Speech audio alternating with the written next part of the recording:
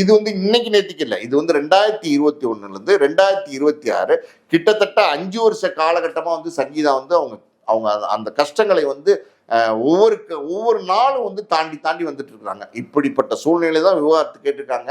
எனக்கு தெரிஞ்சு பார்த்தீங்கன்னா இந்த எப்படி சொல்றது, சங்கீதா மேல பெரிய ஒரு கோவத்துல விஜய் இருக்கார்.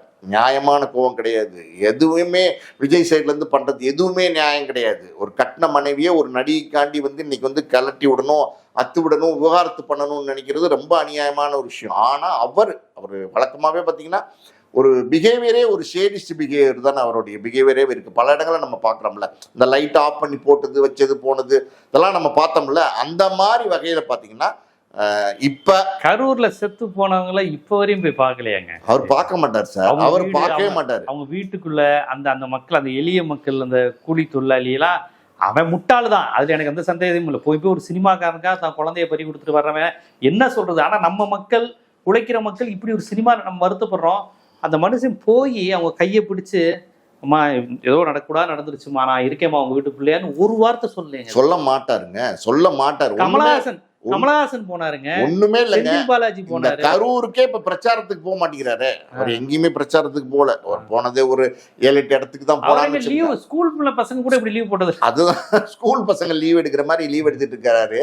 அவர் எங்கேயுமே பிரச்சாரத்துக்கு போல. ஆனா கரூர் அவர் போகணுமா இல்லையா? கரூர்ல கிட்டத்தட்ட அந்த கரூர் மண்ணுல இவருக்காண்டி 47 பேர் வந்து உயிரிழந்திருக்கிறாங்க. அந்த மண்ணில் போய் பிரச்சாரம் பண்ணி எனக்கு நடந்தது அநீதி, இது வேணா உங்களுடைய கருத்துக்களை நீங்க வந்து மக்கள்கிட்ட பகிர்ந்துருக்கலாம், மக்கள்கிட்ட பேசியிருக்கலாம். ஆனா அதை போறதுக்கு அவருக்கு தைரியம் கிடையாது, திராணி கிடையாது. அதை போக மாட்டார், கரூர் பிரச்சாரத்துக்கு போகவே மாட்டார். ஸோ இப்படி ஒரு கோழைத்தனமான ஒரு அரசியல் தான் வந்து விஜய் வந்து தொடர்ந்து பண்ணிட்டு இருக்காரு. ஸோ அது நமக்கு தெரிஞ்ச விஷயம்தான். இப்போ வந்து பார்த்தீங்கன்னா சங்கீதாவையுமே பார்த்தீங்கன்னா இப்போ இந்த 20ஆம் தேதி வந்து வர அந்த நீதிமன்றத்தில் அந்த வர வழக்கன்னைக்கு சங்கீதா வாய் திறந்துடக்கூடாது அப்படிங்கிறதுனால, அதாவது சும்மா அந்த சின்ன பிள்ளைய வந்து நாக்கில் தேன் தடவுவாங்கல்ல, அந்த மாதிரி தேன் தடவி சங்கீதாவை ஏமாத்திட்டு இருக்காரு. நீங்க வேணா பாருங்க, இந்த எலெக்ஷன் முடிஞ்சதுக்கு அப்புறம் 1 பைசா கூட கொடுக்க முடியாது அப்படின்னு ஒரு ஸ்டேட்மெண்ட்டை விடுறாரா இல்லையான்னு பாருங்க. அதாவது நிச்சயமா வந்து சங்கீதாவை கோர்ட்டுக்கு அலக்கழிச்சு இழுத்து அவங்க துன்பப்படுத்தணுங்கிற ஒரு மனநிலையில தான் வந்து விஜய் இருக்காரு. ஸோ பேசிடக்கூடாதுங்கிறதுனால அவர் ஒரு கண்தடைப்பா பேசி ஒரு மியூச்சுவல் அண்டர்ஸ்டாண்டிங்கா நம்ம இந்த வழக்கை முடிச்சுக்கலாங்கிற மாதிரி பேசியிருக்காரு. இன்னைக்கு வந்து பார்த்தீங்கன்னா அந்த வழக்கு செங்கல்பட்டு குடும்ப நீதிமன்றத்தில் வந்திருக்கு.